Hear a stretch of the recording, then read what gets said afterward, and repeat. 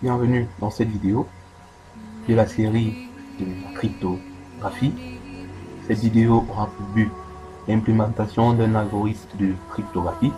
Si vous ne savez pas ce que c'est que la cryptographie, je vous prie de consulter la vidéo précédente qui portait sur la présentation de la cryptographie, une introduction à la cryptographie. Donc cette vidéo sera une implémentation d'un algorithme de cryptographie, notamment cryptographie symétrique ou encore à clé privée. L'algorithme que nous allons implémenter ici, c'est AES, que nous allons implémenter grâce à la bibliothèque PyCrypto de Python. Alors, comme préalable pour cette vidéo, nous avons besoin d'un éditeur de texte. Nous avons besoin d'installer le langage Python. Ensuite, nous avons besoin d'installer la bibliothèque PyCrypto. Ok, donc cette vidéo se déroulera en 3 phases. Nous allons implémenter le chiffrement des caractères au moyen de 2 algorithmes AES, l'algorithme CBC et l'algorithme EBC. Ensuite, nous allons implémenter le chiffrement d'un fichier texte tout entier. Si vous avez consulté la première vidéo, vous savez que les termes cryptés, chiffrés sont des termes synonymes. Donc, sans plus tarder, on y va. Donc là, on a importé le dossier tout entier des scripts qu'on a écrits sur Python pour ce devoir. Donc, tout d'abord, nous allons commencer par le chiffrement des chaînes de caractères. Nous allons utiliser 2 modes, le mode EBC et le mode CBC. Donc, nous commençons par le mode EBC. Nous lançons ainsi. Ok.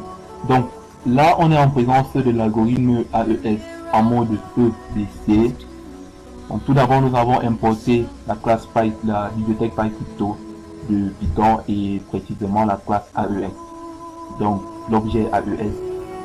Donc, ici, nous demandons à l'utilisateur d'entrer une clé et d'entrer le message. Donc, nous instancions la classe AES. Ensuite, nous utilisons les fonctions encrypt et decrypt de la bibliothèque PyCrypto Python. Ensuite, nous affichons le résultat. Ok, maintenant nous allons exécuter notre code. Pour cela, on ouvre l'invite de commande. Vérifiez bien que le répertoire courant qui est au niveau de l'invite de commande est celui qui se trouve les fichiers. D'accord. Pour exécuter, on tape la commande Python, suivi du nom du fichier. Ici c'est AES BC avec l'extension. Donc on nous demande d'entrer la clé. Ici la clé est sur 16 octets comme un caractère simple. Et sur un octet, on va entrer 16 caractères. Donc 1, 2, 3, 4, 5, 6, 7, 8, 9, 10, 11, 12, 13, 14, 15, 16. Ensuite, on demande d'entrer le message sur 16 octets. Entrons le message. Je suis en tâche GP. Ok, donc après avoir entré le message, votre message chiffré est et message déchiffré. Vous remarquons bien que le message d'origine est le même que le message déchiffré. Donc, nous allons modifier la clé et voir si le message chiffré est le même. Donc, la clé, nous allons mettre la 1, 2, 3, 4, 5, 6, 7, 8, 9, 10, 11, 12, 13, 14, 15, 16. Toujours 16 caractères. Le message, nous allons maintenir le même. Je suis en 4 digitales. Ok, on observe très bien que le message chiffré n'est pas le même que le précédent. Maintenant, essayons de modifier le message lui-même et voir si le message chiffré est le même. Donc, nous lançons encore. Ok, demande la clé, on va remettre la même clé 1, 2, 3, 4, 5, 6, 7, 8, 9, 10, 11, 12, 13, 14, 15. D'accord, demande le message chiffré, on va changer. Mettre système de communique. que ce soit sur 16 octets. Donc là, on a bien 16 octets. On va lire. Là, on est en présence d'une erreur. Input string must be multiple of 16 in length. Donc, la taille du message doit être un multiple de 16. On ne l'a pas respecté. Donc, on va réexécuter le code. Donc, on va entrer la même que la précédente. 1, 2, 3, 4, 5, 6, 7, 8, 9, 10, 11, 12, 13, 14, 15, 16. Et encore un nouveau message. Le nouveau message doit être 16. Donc, 1, 2, 3, 4, 5, 6, 7, 8, 9, 11, 12, 13, 14, 15 et 16. Ok. Donc, qu'est-ce qu'on voit? On voit ce message. On va agrandir pour voir le message précédent. Donc, le nouveau message crypté est bien différent des anciens messages cryptés. Donc, notre algorithme change dans les messages cryptés. Donc, il est efficace.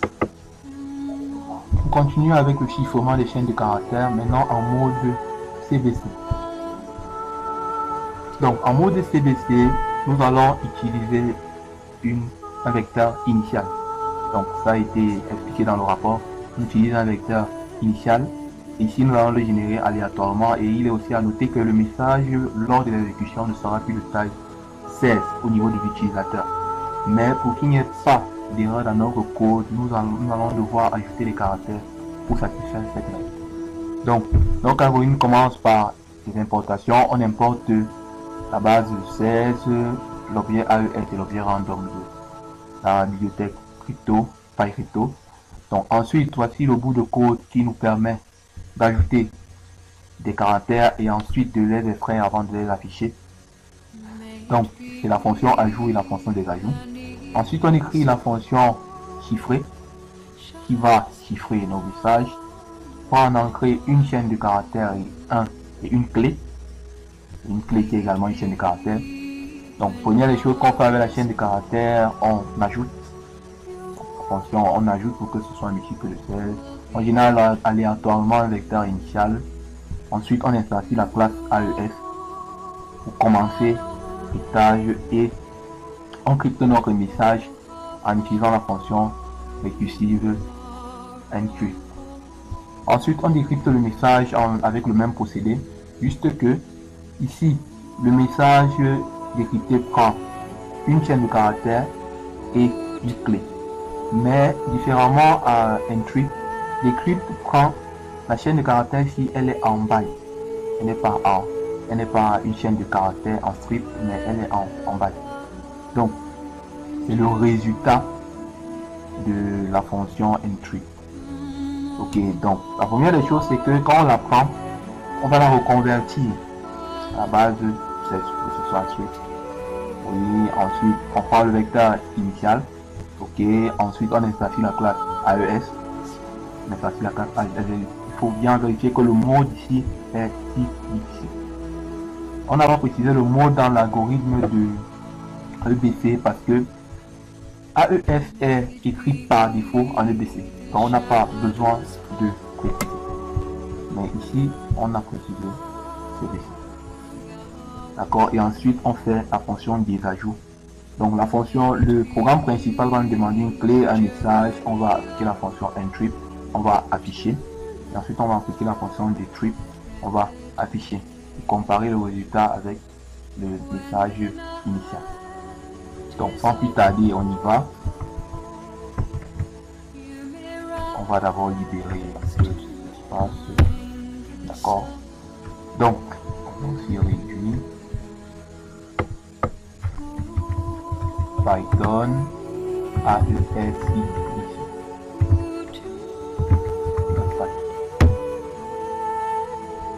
Ok, on demande la clé. 1, 2, 3, 4, 5, 6, 7, 8, 9, 10, 11, 12, 13, 14, 15, 16. Donc le message est chiffré. On a précisé ici concret au niveau de la taille. Donc on va mettre que je suis en 4 GTL. 4 GTL. A.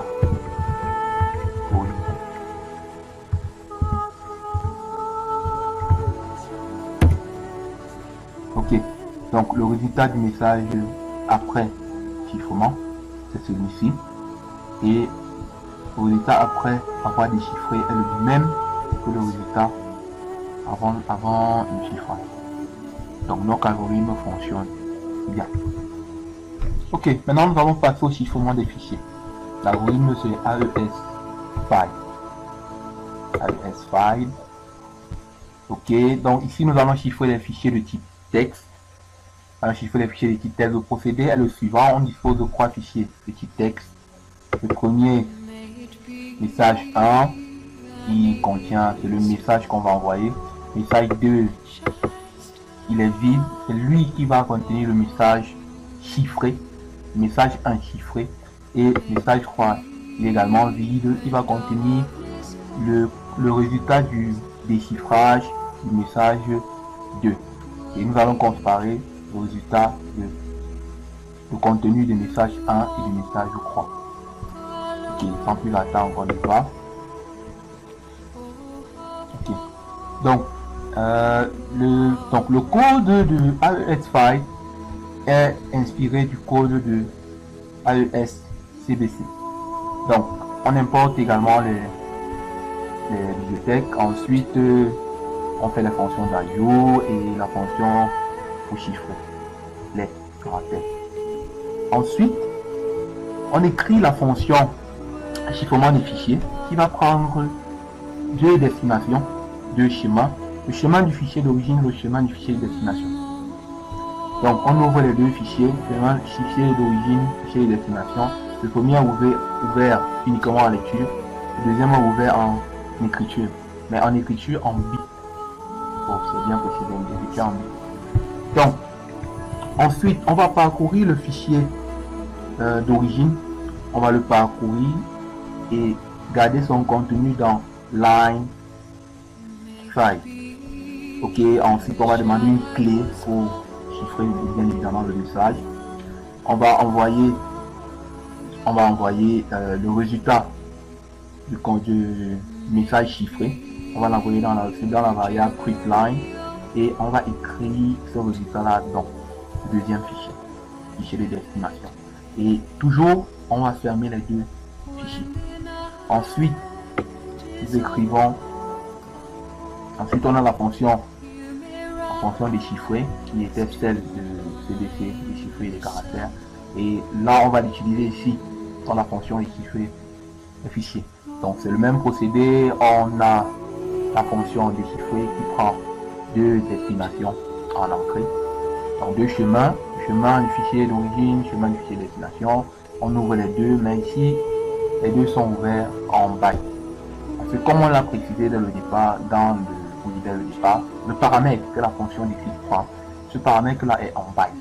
Le message qu'il faut décrypter, il est en byte. Donc on les appelle les deux en byte. On parcourt le message, on le décrypte, on écrit sur le nouveau fichier et on fait un nouveau. Maintenant la fonction principale sera donner les chemins, c'est-à-dire que origine 1, son chemin c'est message 1. Il est à noter que les trois fichiers doivent se trouver dans leur répertoire où se trouvent les algorithmes.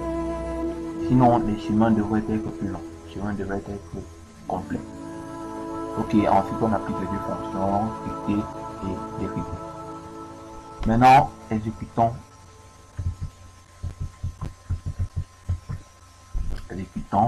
D'abord on supprime ça. Ok, ouais, on exécute Python AES file.